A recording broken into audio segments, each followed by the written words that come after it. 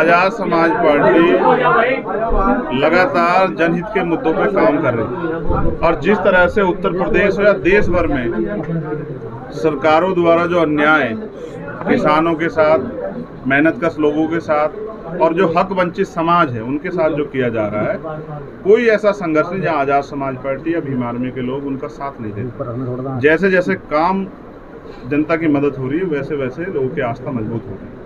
आज हमारे साथ यहाँ पश्चिम के बड़े नेता के रूप में जिन्होंने जब 2013 का इतना बड़ा दंगा जानबूझ के कराया गया राजनीतिक स्वार्थ में, उस पूरी लड़ाई के बाद जिनके कंधों पर जिम्मेदारी थी कि यहाँ आपसी भाईचारा बने और जो पहचान है पश्चिम की वो बनी रहे, भाई विपिन बालियान जी और उनके तमाम साथी, उन्होंने आज आजाद समाज पार्टी में आस्था व्यक्त की है।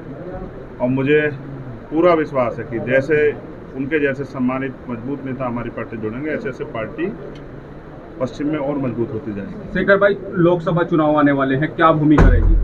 लोकसभा चुनाव से पहले 2023 के विधानसभा चुनाव हैं 5 स्टेट में, और मैं अभी तेलंगाना से लौटा हूँ।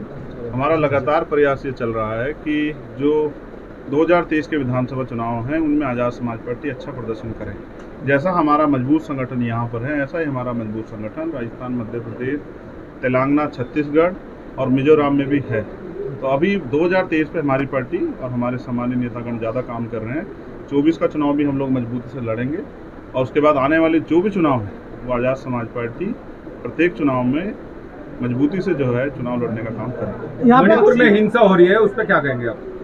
ये देश का, क्योंकि मैं भाग्य दुर्भाग्य में भरोसा नहीं रखता, लेकिन फिर भी मैं कहूँगा कि खोदा पहाड़ और निकला चूहा, जिन बातों के साथ, दावे के साथ भारतीय जनता पार्टी सरकार में आई थी कि हम एक के बदले 10 लाएंगे, ये तो बाहर की बात है। मैं तो बड़ा ताज्जुब में हूँ कि जिस तरह से मीडिया प्रसारित कर दी है कि उन्होंने रूस और यूक्रेन का युद्ध रुकवा दिया। भारत जिस तरह जल रहा है, भारत का एक प्रदेश मणिपुर, एक शब्द कहने के लिए प्रधानमंत्री पे नहीं है, ना लोकसभा में जाके विपक्ष का सामना कर पा रहे हैं, ना ही कोई कार्रवाई करा पा रहे हैं।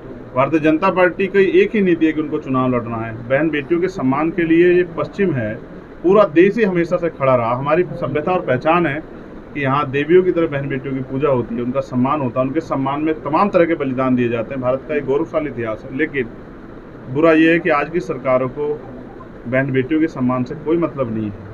आपने देखा किस तरह से महिला पहलवानों का अपमान हुआ, तब भी सरकार के लोग चुप थे। किस तरह से उत्तर प्रदेश में हाथरस का अपमान हुआ, उसमें भी सरकार के लोग चुप थे। किस तरह से दिल्ली का अपमान हुआ, उस पर भी सरकार के लोग चुप थे। जब भी बीजेपी के लोग या उनसे जुड़े हुए लोग अपराध में शामिल होते हैं या उनके द्वारा कानून का जो है मजाक उड़ा जाता है, हमेशा बीजेपी के लोग चुप होते हैं। ये चरित्र जनता देख रही है और जनता आज अपने आप को ठगा महसूस कर रही है। जिनको हमने ये सोचा था कि रक्षा करेंगे, ये उनके लोग ही आज जो हैं गरीबों की जान लेने पर तुल गए हैं, प्रदेश जल रहे हैं, वो अपनी शक्तियों का प्रयोग नहीं कर रहे। इसका मतलब वो मणिपुर छोड़ो, जब किसी भी प्रदेश में किसी बहन बेटी को न्याय नहीं दिला पाएंगे, ऐसा महसूस होता है। चंद्रशेखर जी, आपने सपा और रालोद का गठबंधन था, लेकिन उन दोनों में आपस में इस बार तालमेल नहीं मिल रही है, क्या कहेंगे इसमें?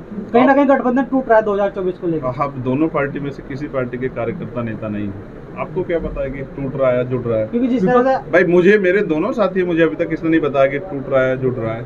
तो ये सब बातें राजनीतिक बातें राजनीतिक नेताओं को पता होती है, मुझे तो बताया नहीं। भाई मैं तो उनका सहयोगी हूँ, आपको बताया तो अलग बात है। खबर चल रही है विधानसभा, खबर तो मीडिया के लोग चलाते हैं, खबर कोई नेता थोड़े चलाता है। आप कुछ ही चला दो चाहे। विपक्षी दलों की ओर से 26 दलों का गठबंधन, आपकी भीम आर्मी भी उसमें शामिल होगी? नहीं, अभी हमारी पार्टी आजाद समाज पार्टी मजबूती से अपने चुनाव की तैयारी कर रही है। भविष्य में क्या होगा इसके बारे में आज कुछ भी कहना संभव नहीं है।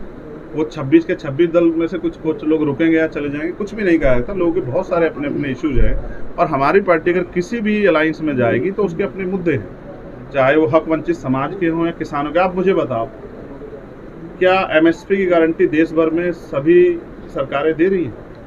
क्या किसान के साथ जो अन्याय हो रहा है या जो नौजवान बेरोजगार घूम रहा है, ये महंगाई बढ़ रही है, कहाँ जहाँ सब जगह विपक्षी सरकारें क्या वो कर पा रही हैं? तो हमारे मुद्दे हैं, हम अपने मुद्दों के साथ जाएंगे। हम अपने क्षेत्र का विकास चाहते हैं, यहाँ की जनता के लिए खुशहाली चाहते हैं। उन तमाम मुद्दों पे जिससे भी बात होगी उनके साथ जो है पार्टी अलायंस के बारे में सोचे। चंद्रशेखर जी, मुजफ्फरनगर में योगी जी का कार्यक्रम थे, स्वतंत्र देव जी आए थे, जहां उन्होंने 3 जातियों पर टिप्पणी किया है, त्यागी समाज और कच्चर समाज और सैन्य समाज को लेकर। उनकी लड़कियों को पहले उठा के ले जाया था, उस पर क्या कहना आपको? उसके लेकर राजनीति भी काफी होती है। देखो, मैं फिर आपसे यही कहूंगा कि बीजेपी के नेता अपने मन से कुछ नहीं बोलते, उनसे बुलवाया जाता है। ऊपर आरएसएस के लोग उनसे बैठ के बुलवाते हैं किस तरह की भाषा का प्रयोग करना है। वो जातियों का झगड़ा कराने में बहुत बड़ा विश्वास रखते हैं। ऐसा ही जातियों का झगड़ा उन्होंने कराने का सहारनपुर में प्रयास किया है। वो तो हमारे यहाँ के लोग बड़े सज्जन हैं, समर्पित हैं, समझदार हैं, इसलिए हमारे लोगों ने वहाँ जाति का झगड़ा नहीं होने दिया। वरना वो प्रयास हमेशा करते रहते हैं, क्योंकि बंटवारा करके उनकी राजनीति कामयाब होती है। बंटवारे की राजनीति करने वाली भारतीय जनता पार्टी को जनता देख रही है और समय आने पे ईवीएम का बटन दबा के बैलेट से जो है वोट देके सबक सिखाएंगे। सरकार यूसीसी कानून को लागू करने की बात करें। अब ये पता नहीं कहाँ से नकली खबर लिया, अभी तो जो है ड्राफ्ट भी नहीं आया, आप कह रहे हैं लागू करने नहीं, यहाँ से जो सांसद है और केंद्रीय मंत्री है डॉक्टर संजीव बालियान, वो यूसीसी के समर्थन में चुनावी, मैंने कहा वो उनका चुनावी एजेंडा है। अभी ड्राफ्ट भी नहीं आया है। जिस चीज का ड्राफ्ट भी नहीं आया वो कानून कैसे बन जाएगा? जब ड्राफ्ट आएगा ड्राफ्ट पे बात करेंगे। और अगर कोई भी कानून, चाहे वो किसानों के विरोध में हो, चाहे वो कमजोर तबके के विरोध में हो, या मुसलमान, जैन, सिख, बौद्ध, ईसाई, आदिवासी के विरोध में हो, जो भी कानून इन वर्गों के हितों के खिलाफ बनेगा उस पर हम लोग उसको अपोज करेंगे। 2024 का लोकसभा चुनाव गठबंधन में लड़ेगा फिर अकेला? मैंने आपसे इस सवाल का जवाब 2023 पे दे दिया है। आपको भी नहीं पता, आप इसी मीडिया से तंत्र में तब 2024 में काम करोगे या कहीं और, अभी बहुत दूर है। अभी तो हम जमीन पे अपने संगठन को मजबूत कर रहे हैं। आज हमारे साथ बहुत सारे महत्वपूर्ण नेता क्षेत्र के, करीब 30 से 40 प्रधान, वो प्रधान जो गांव में सेवा कर रहे हैं वो सेवा करेंगे, उसका लाभ आजाद समाज पार्टी को मिलेगा। और उनका जो संगठन है, उनके साथ जो अन्याय हो रहा है, जिस तरह सरकार में बैठे लोग जो हैं या जो पिछले दरबारी सरकार में मिले हुए लोग, जिस तरह से वो यहाँ के किसानों को या मजबूत लोगों को जेल भिजवाने का काम कर रहे हैं प्रधानों को, उनके खिलाफ भी लड़ाई अभी लड़नी है जमीन पे। आप ही की पार्टी के जो जिला उपाध्यक्ष थे उन्होंने अभी जेल खाया, हाल ही में मुजफ्फरनगर में जेल खाया, जिला अध्यक्ष पर आरोप लगाया था कि ये पार्टी के प्रति इनका प्रेम है कि अगर किसी को पार्टी से हटा दिया जाए तो वो अपनी पार्टी इतना लगाव करता है कि उसके बिना एक दिन रहना नहीं चाहता। तो मुझे ऐसे साथियों पे बड़ा गर्व है।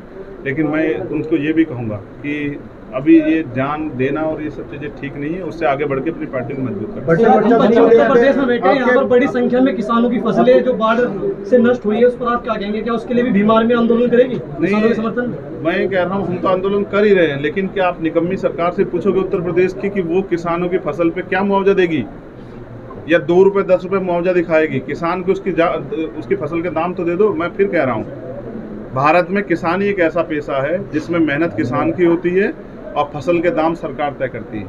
इसलिए हम लोग एमएसपी गारंटी के लिए लंबे समय से मांग कर रहे हैं। और फिर मैं कहूं कि जो किसानों की इतने बड़े पैमाने पर कर्ज के लिए सुसाइड करना पड़ा किसानों को, 700 किसानों ने किसान आंदोलन के बाद जान दी थी। जब वो उनके साथ हुए अन्याय पे, सादतों पे नहीं बोले, वो मुझे नहीं लगता किसानों को भला कर। आपके बढ़ते वर्चस्व को देखते हुए मायावती जी दिल्ली में डेरा डाले हुए हैं, कुछ ऐसा? ये आपको पता होगा, मुझे मेरी